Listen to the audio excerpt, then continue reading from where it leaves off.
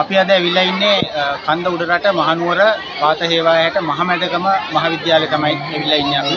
මේක මහවිද්‍යාලය. ඒ වගේම පාර දෙපැත්තේ එක පැත්තකින් ප්‍රාථමික අංශය තියෙනවා අනිත් පැත්තෙන් ද්විතීයික අංශය තියෙනවා. ඉතින් මේ ගොඩනැගිලි පෙළි කීපයක්ම අපිට දැක ගන්න පුළුවන් දෙමහල් ගොඩනැගිල්ලක් තියෙනවා. තනි තට්ටුවේ ගොඩනැගිලි කීපයක් තියෙනවා. වැසිකිලි පද්ධතිය අංග සම්පූර්ණ පාසලක්. එතකොට මේ පාසලේ හැම ගොඩනැගිල්ලකටම වාගේ පස් බැමි කඩාගෙන ගිහිල්ලා හේතු වෙලා තියෙනවා. එතකොට මේ ඒ තත්ත්වය නිසා මේ පාසල වෙනත් පාසලකට අනුයුක්ත කරලා තියෙනවා. එතකොට මේ පාසල දරුවන් එවීම අනතුරක් හැටියට තමයි නිලධාරීන් දකින්නේ. ඒ නමුත් මේක නායෑමේ අනතුරු සහිත පාසලක් හැටියට නම් කළත් නැහැ. මොකද අර තියෙන පස් බැමි විතරක් තමයි පහලට හොදගෙන ගිහිල්ලා තියෙන්නේ. එතකොට මේ පස් බැමි ආරක්ෂා කරන්න ආරක්ෂක බැමි ඉදි කරන්න කියලා තමයි දැනට නිර්දේශ කරලා තියෙන්නේ. එහෙම වුණොත් මේ පාසල බේර ගන්න පුළුවන් නැවත මේ ගමට ආභරණයක් වෙච්ච පාතහේවායට මහමැදගමට ආභරණයක් වෙච්ච විශාල උගතුන් බුද්ධිමතුන් පිරිසක් බිහි කරලා තියෙන මේ පාසල නැවත පවත්වාගෙන යන්න පුළුවන් කියලා එතුමන්ලා කියලා තියෙනවා. ඉතින් අද පාන්දුර අපි කණ්ඩායමත් මේ පාසලට ආව දරුවන්ගේ මූලික අවශ්‍යතාවයක් වෙච්ච පොත්පත් ටිකක් පාසල් උපකරණ ටිකක් පාසල් ද්‍රව්‍ය ටිකක් රැගෙන ආව වෙලාවක තමයි අද අපි ඉන්නේ. එතකොට ඒ අයගේ ඉල්ලීම තමයි මේ පාසල භෞතික වශයෙන් නැවත වාරයක් සංවර්ධනය කළොත් මේ පාසල ගමේ පාසල බවට පවත්වාගෙන යන්න පුළුවන් කියලා. ඉතින් අපි මලින්ද මහත්මයාගෙන් අහලා දැනගමු මොනවද තවදුරටත් අපි පානදුර සංවිධානයේට මේ පාසල වෙනුවෙන් කරන්න පුළුවන් වන්නේ කියලා.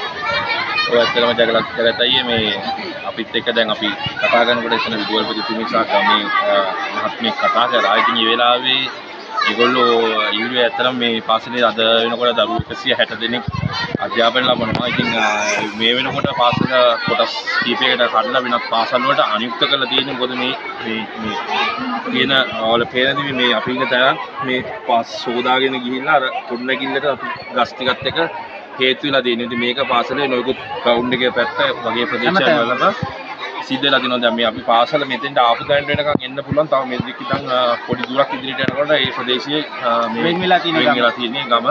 ඒ වගේම මේ පාසලේ දරුවනුත් පවුල් 80 ගාණක් මේ පාසලේ දෙමව්පියෝ මේ වෙනකොට තමයි කවදැන් කන් දුර වල මේ ජීවත් වෙනවා.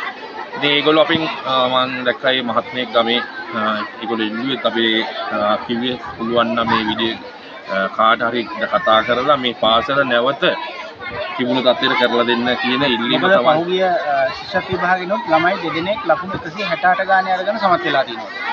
ඉතින් විශ්වවිද්‍යාලයේ යන ළමයි මේ පාසලෙන් බිහි වෙලා තියෙනවා. මේක ගමට ආභරණයක් වෙච්ච පාසලයි. ඒකයි මම මුලින්ම කිව්වේ මේක ආභරණයක් කියලා.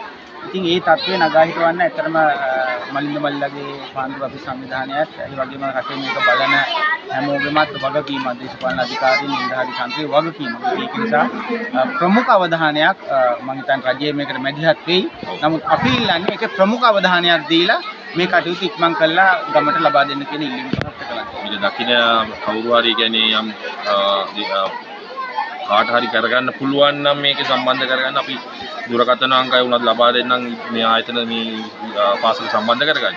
ඒකට ඇවිල්ලා බලන්න පුළුවන්. ඇත්තටම මේකට කාට හරි පුළුවන් නම් නැවත ඉක්මනින් මේ කටයුතු දෙක සකස් කරලා දරුවන්ට ඒ තමුන්ගේම පාසලේ අධ්‍යාපන කටයුතු නැවත එක්ක ඉන්න. මොකද ඒගොල්ලෝගේ එකම නගරයට විශාල දුරක් තියෙනවා. නගරයට විශාල දුරක් තියෙනවා. ඉතින් මේ ගමේ පාර තනි වාහනයක් යන්න පුළුවන් පාරක් තියෙන්නේ. ගමේ අයගේ ආර්ථික දුෂ්කරතාව ඉතාම වැඩි.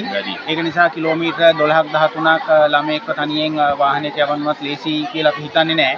ඒක නිසා ගමේ අධ්‍යාපනය කියන්නේ ළඟම පාසලේ නිවසට ළඟම පාසලක දරුවෙක්ට අධ්‍යාපනය දෙන්න පුළුවන් තමයි ඒක වටින්නේ. ඉතින් ඒ අවශ්‍යතාවය වෙනුවෙන් තමයි අපි මේ ඉදිරිපත් කිරීම අපි ඉදිරිපත් කළේ.